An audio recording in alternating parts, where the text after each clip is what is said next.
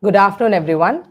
Welcome once again to MGM Healthcare's Facebook Live Kids Health Talk, a series of talks once a week from MGM Children's, the Department of Pediatrics and Neonatology at MGM Healthcare, Chennai. We have these talks once a week from pediatricians, pediatric super specialists, and related specialists on topics about children and children's health that we think that parents will find useful. These talks continue to be on Facebook and on YouTube for you to access whenever you need to. Please encourage any of your family members you think who will benefit from this to take a look at them. Thank you for your support so far for all the talks we have done. If you have any questions during the talk or when you watch them, please enter it into the chat box and we will be happy to get back to you with the answers. Today, it is our honor to have with us Dr. Ratna Prabhu. Thank you. Dr. Ratna Prabhu is a senior pediatric pedodontist. A pedodontist is a pediatric dentist, a dentist who specializes in looking at children's teeth. So he is here with us today because we know that as parents and families, there are always many questions about children's teeth, about many problems with children's teeth and how to look after children's teeth that parents have. And he's here to answer those questions. And as you know, a lot more children are developing caries. A lot more children at younger ages are going in for root canal treatments. So how do we look after our children's teeth becomes more relevant at this time. Without any further ado, welcome Dr. Ratna Prabhu. Thank you, Nisha. So let us go on with our talk.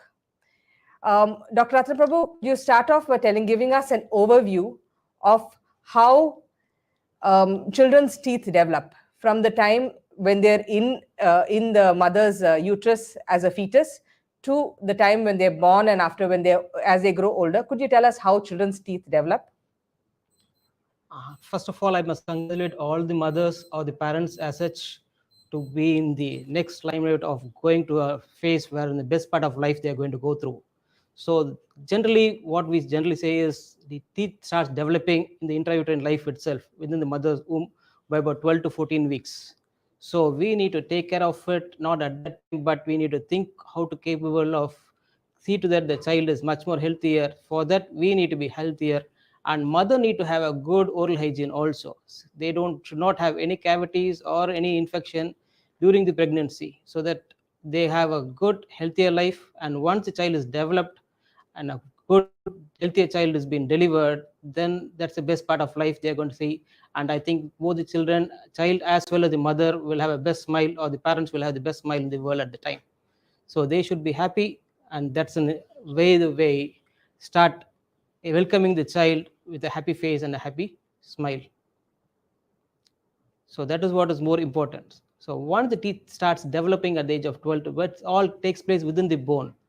So that is what happens, and the teeth starts developing from the age into the oral cavity, or mother starts seeing it only from the age of 6 to 8 months. So until that time, the child will have only the lower and upper gum pads, or only the ridges is going to be there. We call them as a gum pads. So that is the way the child starts developing. Then what happens is, after some time, or some of the children where there's going to be some amount of, we'll have natal or neonatal teeth.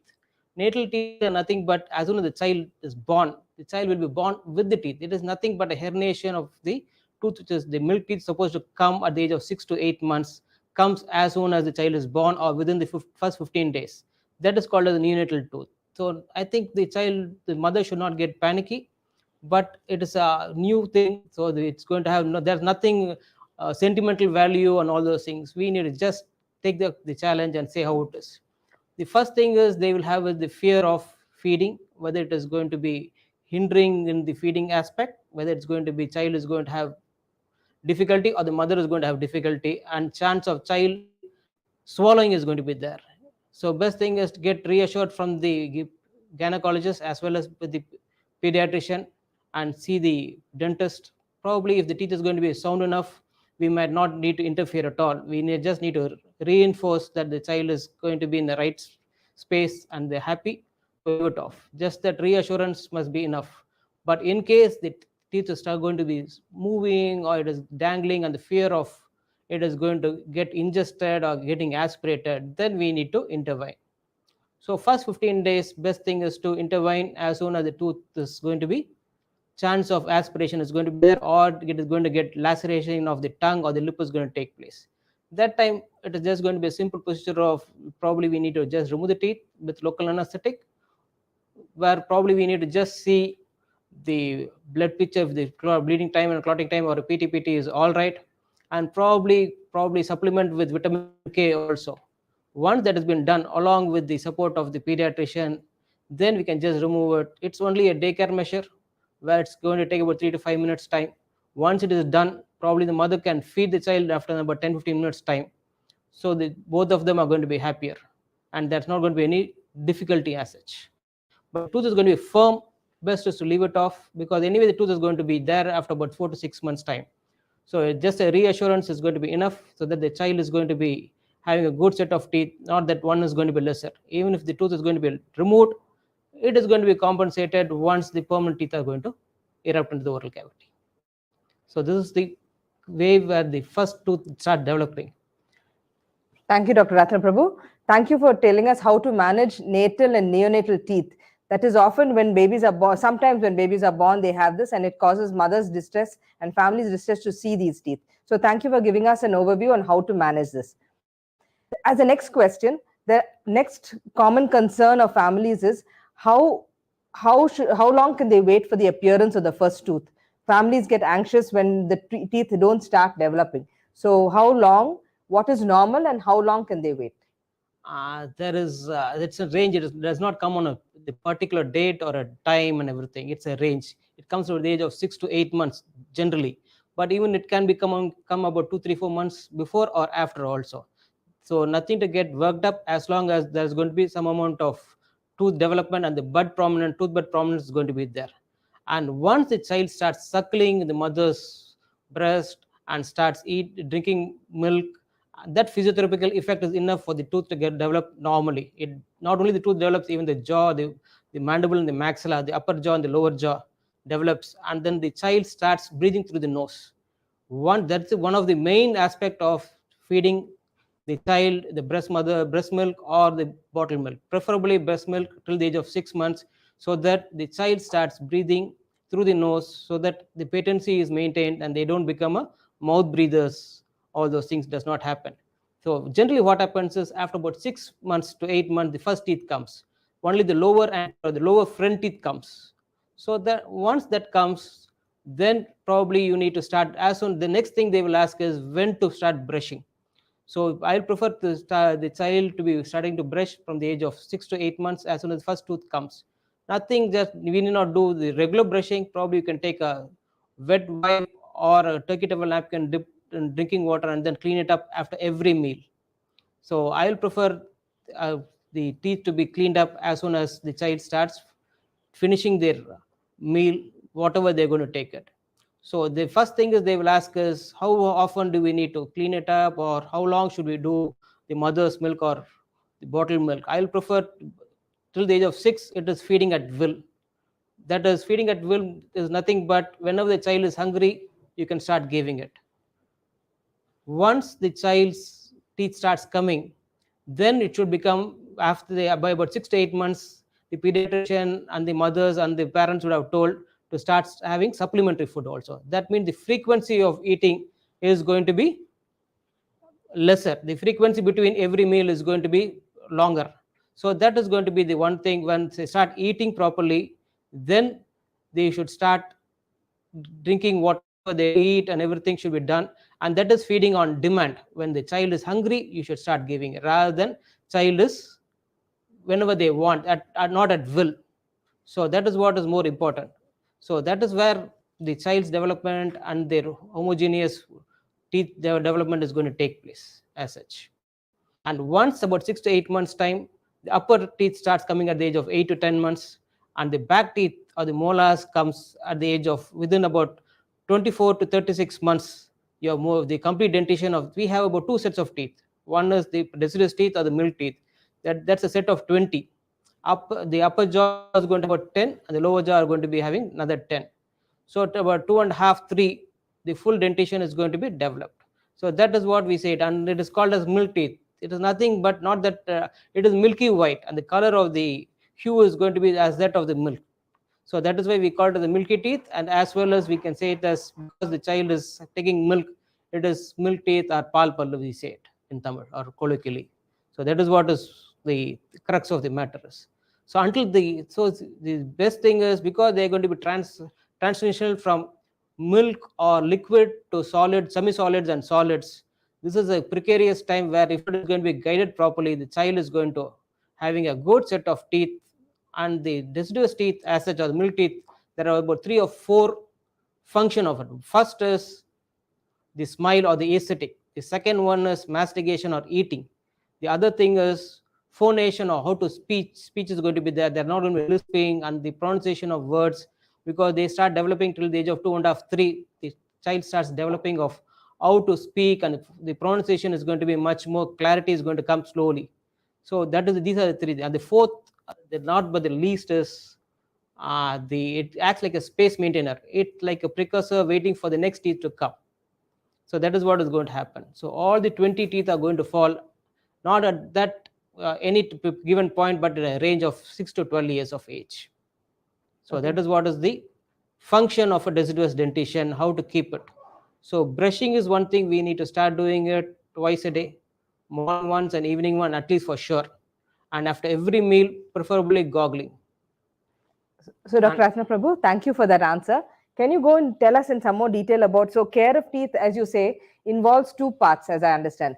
One is what you feed the child, and the other is how to brush. So, in what you feed, you talked about breastfeeding babies and how to look after them. Can you tell us about older children and how to feed, what, how to feed older children that helps the teeth? that's question where every parent is going to ask, and then it's going to be, only thing is, for feeding and for dentition, the information they get from everywhere is quite enormous, and nothing is wrong, nothing is right. So we need to be correct according to our own child. The best dictum, what I will say is, only the child should start eating only if the child is hungry, not the time bound one. That is one thing. And the child should not keep eating more than about 20 minutes to 30 minutes. 20 minutes is the maximum time, because the satiety center is going to be stimulated afterwards, and the child is not going to eat. That is one thing. And food as such should be, nothing should be sticky first. Start drinking water, then start taking food. Starting and ending with a sticky food or a sweet should be avoided. Best thing is to start giving something fibrous in the last, so that any sticky food is going to get cleansed off on its own. Children are children, they're not going to listen to us of brushing. Till the age of 4 to 6, we need to start brushing as such. They will not have the dexterity to brush. So best thing is to start brushing twice a day minimum, and the night. And with the advent of TV and cell phone and our YouTube, everything, the child is not going to sleep till the age of 12, till about 11 or 12 or even 1. Probably the mother is going to sleep off before the child is going to sleep. So that child is going to have something in the mouth. So best thing is, as soon as the child finishes a dinner or the last meal, best thing is to brush it. As soon as the child washes his hand, and the child needs to brush. And I'll prefer the mother to brush along with the child, so that it's like an habit. It is only, habit is nothing but an, it is an imitation. What the mother does or the parent does or the grandparent do it, I will not prefer to do it in the restroom. I'll prefer the child to be brushing along with the parents in the hall or wherever we are going to be, so that they know how to do, go about doing it. And then it should be a fun rather than becoming a punishment. Go there, do something and come back. It should not be the case. If that is going to happen, then it is a good thing. The other thing generally they ask is, what paste? Any paste is a good paste. They say fluoridated, okay, very good, fluoridated paste is there. But no more than the paste, it is the mechanical way of you brushing it. How you cleanse your teeth is more important. Not, we need not keep it shiny. We need to clean it up and keep it spick and span. That is what is more. No food particle good should get stuck over there. That should be the aim, rather than keeping it shiny. No teeth, the teeth color is not going to change much. So what we generally say is, how do you clean your comb? The lower teeth should be coming from back, the bottom to up, upper teeth from the up, top to bottom. And only the biting surface should be to and fro. It is not like shoe polishing where we keep it spick and span or shiny. It should be spick and span rather. So that is what is more important. And generally what they ask is, the child generally swallows. We all have swallowed the paste as such. So nothing wrong in swallowing the paste. So nothing, the maximum size of a toothpaste is about 200 grams. So even if the child is going to inadvertently swallow the full paste of, maximum is going to have diarrhea. Nothing is going to happen. It is not going to have much of fluoride toxicity, because even if the full fluoride has been consumed, also fluoride is below the toxic level. So we do not get worked up. That is one thing. And generally, the child does not have the capacity to goggle and spit it. They have a tendency of swallowing it till the age of 6 to 7. So do not get worked up. They will swallow the whatever you are going to give, even if you're going to ask them to swallow or to goggle, till the age of 6 to 7. So best time is to start brushing. Do not get worked up, and don't compartmentalize or reduce the paste as such. Paste is more like a foaming agent. It is only the brushing technique which is more going to be of more use than that of the paste as such. Thank you very much, And Dr. no Ratna Prabhu. mouthwash till the age of 6 to 12. Okay. Thank you very much, Dr. Ratna Prabhu. So, to summarize, it seems that you, please correct me if I've got this wrong, but from the age of 6 months, you use a small, like a towel, to wipe the child's gums. Then, as the child grows older, children have to be supervised and brushed in twice a day till the age of 6 years. And toothpaste does not matter. And a lot of children swallow toothpaste, it doesn't matter. Good. But they need to keep brushing and make it a family thing and not a stressful event. And It's so that not it becomes it's not a practice. punishment as such. Yeah. It And should be a deed you where can it can use be done. mouthwash after the age of? Till the age of 6, or because they're not going to swallow much. So I will not prefer any mouthwash as such. I'll prefer it only after about 8 or 12 years. So preferably to avoid mouthwash as much as possible, because it has got, it will change the oral common salt, the good bacteria, the bad bacteria, whatever is there in the mouth. It is going to change, and the child is going to have a tendency to swallow also. So even the intestinal common salt are going to get altered. So preferably no mouthwash till the age of 6, or until they're able to goggle and spit it off on their own. Okay. Thank you very much, Dr. Ratna Prabhu. Welcome. Going forward to the next question. So, do children need regular dental visits? I think it should be a regular dental visit. It should be a more of a healthy baby clinic, where they just walk in and say, get reassured that their teeth are quite all right, healthy and healthy, so that it's more of a reassurance that they are on the right track. So we need not go for finding fault and saying that it's going to be pain. Only if there is going to be pain, it should be, you should see a dentist. So it's always better to preempt the problem. Best thing is to go as soon as the first tooth erupts, about the 6 to 8 months time, or at least the first birthday. Then every 6 months, just to go and say hello. That's what. So that it is being, the child is introduced to dentistry in a pleasant manner. So anything to be done, it is going to be where the pain is not going to be there. It is going to be much more easier for the patient or the child to accept the procedure. So it is not a fearful place or a factor to be dealt with as such. So I prefer every 6 months after the first tooth, or at least after the first birthday. And once they start doing it, I don't think they are going to problem. In that, we can also preempt the problem of any difficulty in any teeth cavities are going to be there, or is there going to be any malalignment. We can just preempt it. We are not going to straight away say that we are going to straight away remove all the malalignment, but probably the intensity can be reduced. So we are going to just probably guiding the eruption rather than correcting the eruption. There's a lot of difference between guiding and correcting. Correcting is we have done something wrong, then we are going to correct it. So there's going to be some amount of leftovers. If it is going to be guiding, we are going to guide the tooth or the dentition and the jaw, everything in the right physiological or the normal growth and development of the child. Thank you, Dr. Ratna Prabhu. So that's good to know that children need regular healthy dental visits, just so that these may prevent complication that they can be corrected earlier. That's good to know. Going on for the next question. So we often hear of lots of children at very young ages going in for root canal. This is because they all have extensive caries. Now, can you tell our families what is caries? What causes caries in children? Caries is nothing but it is a tool. They can a colloquial term or a layman term for better understanding. I don't want to go into the scientific aspect of it. It is more of the food particle getting stuck over there, and we call it a decay. Why it happens is there should be three things. One is the tooth should be there for decay to come. The other thing is food particle or substrate or food particle should be there.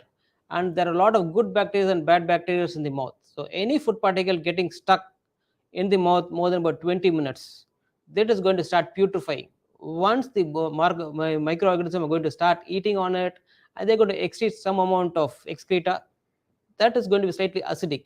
It is going to just roughen up the enamel, so that that is like a enamel is just like an any tile or something, that there is no blood supply towards it. So once that is getting roughened up, the food particle are going to get stuck further, and the disintegration of the enamel is going to take place. This is what is called as in the scientific term as caries, or we can say it as cavity or decay. So it is only disintegration of the enamel. As such, the teeth has got three layers. One is the enamel, which is the outer layer, which is what we see. The other one, the next one is below it is dentine. It has got a lot of dentinal tubules. And the third one is the pulp, where the blood supply and the nerve supply is going to be there. Until the teeth is going to be there, or the cavity is going to be there in the enamel, the child is going to have, other than discoloration, the teeth is not going to have any pain or discomfort. Once it is going to go, the cavity exposure is going to take place, so the cavity is going to going till the dentine, then little bit of sensitiveness is going to come. The child as such will not know to say whether it is sensitiveness and all those things. By the time they are able to say it is going to be sensitive or pain, damage is done, it would have gone towards the pulp. Once it goes to the pulp, then it starts paining. So that is where we need to go in for root canal or pulpectomy in deciduous teeth, or pulpotomy on all the pulp therapy needs to be done. Okay. But what generally happens is the child starts saying pain in the night, because the child is going to sleep. The pressure is going to be slightly more on the tooth or the pulp. It is a closed chamber. Once there's going to be some amount of inflammation, the pain is going to be mimicking. When the child sits up, it is not going to be there. And when the child gets up, that this child might not say about anything about pain. So we will conveniently forget about it or ignore it. But after some time, it starts, repetition is going to be there much more faster, or very often frequency is going to be there. So anytime if there is going to be pain, that means damage has already been done. So better to address to the teeth, whether it is going to be pulp therapy or it is going to be restoration, needs to be done as soon as possible. So that any teeth should be there until it's supposed to be there, or it should serve the purpose of the time and tide. So if it is going to be taken care, if it is going to fall off before it, that is where your malalignment or eating, everything is going to be difficult. So the child is going to conveniently avoid certain food and start taking something. So that is going to tell on the child's general health. The growth is going to be difficult, the swallowing, as well as they are going to have constipation or difficulty in their eating, as well as their regular diet is going to get affected. So I will prefer, once the teeth is going to be taken care and the child is going to chew nicely, the digestion is going to take place in the oral cavity. It starts in the oral cavity, not in the mouth itself, not in the stomach. Generally, but they take, that's why they say you need to eat nicely, you need to chew properly. Once the saliva has got certain amount of enzymes where it emulsifies along with the food particles or the food, then it gets starts the digestion starts in the oral cavity itself, then it goes into the stomach, then the stomach starts its own function. Otherwise we are going to skip first step, then it is going to land up with other problems as such. So thank you, Dr. Prabhu. So it tells us a lot about caries. Now, how does one manage caries? Suppose you have caries in milk teeth versus and permanent teeth. How do dentists manage this? How does a pediatric dentist manage this? Milk teeth, it depends on the age of the child. If the child is going to have it at the age of 1.5, 2, that means the longevity of the tooth, even though the teeth is going to be a long-term deciduous teeth, or it is going to be falling off anytime, but it's not going to fall off next week or next month. So it is going to have its own timetable of, it is going to start shedding in the lower anterior. So the front teeth is going to start falling at the age of 6 to 7 or 5.5 to 7. The back tooth or the molars are going to start falling at the age of anytime after 9 to 10. So it should serve the purpose of eating. So preferably start saving the tooth, see to that we are going to restore it, not going to just fill it up. Filling is just dumping it. Restoring is we are going to put it back in action, where the child is going to be able to bite and eat nicely, so that the child is going to have a good normal common eating habit of both left and right. Otherwise the child is going to eat on one side, then the development is going to be difficult, as well as there's going to be some amount of derangement of the occlusion, or the tooth is going to develop its own time. It is not that once the tooth falls off earlier, the next tooth is going to come off immediately.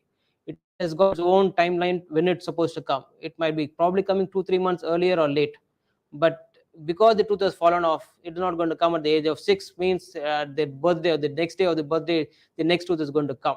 So it is going to take its own time. So, and it has got its own predilection of the age factor as well as genetic factor. Whether the child is having, the parents are going to have a early dentition or late dentition, all those things also comes into play. So that is why if the child is going to come regularly, then the acceptance as well as we will be able to take care of the teeth as such generally. Okay. So, how does one prevent caries? Preventing caries is the three things are there. As I told you how the cavity comes. One is tooth. We cannot afford to lose a tooth. The other one is food. We can't afford to be without eating. The thing is, we should see to that the food particles are not getting stuck more than about 20 minutes. So 90% of the time it is one brushing. The genetic predilation is there. They might be prone for caries, but if they are going to brush properly and be meticulous in maintaining it, 90% of the time we will be able to take care of it or preempt. We can at least reduce the intensity of the cavity. And if there is going to be a regular dental visit, and then educating and motivating the child as well as the parent. So if the education and motivation is going to be done for both the parent as well as the child, then we can very well prevent the cavity as such, or the difficulty of going through a painful dentition. Thank you very much, Dr. Atman Prabhu. So, I think even if you have a genetic tendency towards caries teeth, the we prevention can is we can to postpone the inevitable or prevent the inevitable. We can just probably take it okay. and then avoid as much as possible, or the intensity can be coming down. Not that it should be having the same effect as that of the how the parents had difficulty in all those things. We not take it as a genetic relation that I also suffered, so that my child is also suffering. Probably because you have suffered, the mother or parent have suffered, we'll see to that the child does not suffer as much, or they have a much more pleasanter experience. Thank you, Dr. Ratna Prabhu. So, going forward to our last question, what about children having malaligned teeth and requiring braces? So, how does one address this? How do dentists address this? What should parents do? Generally, if we are going to follow the all the things what I've told for the last about 10-15 minutes time, we can probably preempt the problem of malalignment, or if the malalignment is going to come, we can probably reduce the intensity. One is sometimes it's a transitional one. Once the first two teeth are coming, the permanent teeth, and we might not see the lower anteriors coming, we will just forget about it. But once the upper teeth comes, it is much more bigger. So, and there's going to be gap between. They think it isn't malalignment. It is only a transitional malalignment. Once the lateral or the central incisors and the lateral incisors come, and the canine comes at the age of 11 to 12, then it is going to self-correct by itself. We call it as a self-correcting malocclusion. Only if it is going to go beyond the limit, we might need to go in for either removal appliance or a permanent appliance according to the time. So I will prefer to be waiting and watching and then doing it. There is no one solution for all malalignment. We can very well do it according to patient basis, or the child to child basis. We don't say it as patient, we are more of a healthy child, so that they are able to have a good dentition, so that they are able to have a good smile, as well as they are going to see to that the arrangement is much more pleasant, so that the confidence level, the psychological profile is also taken care of. Thank you very much.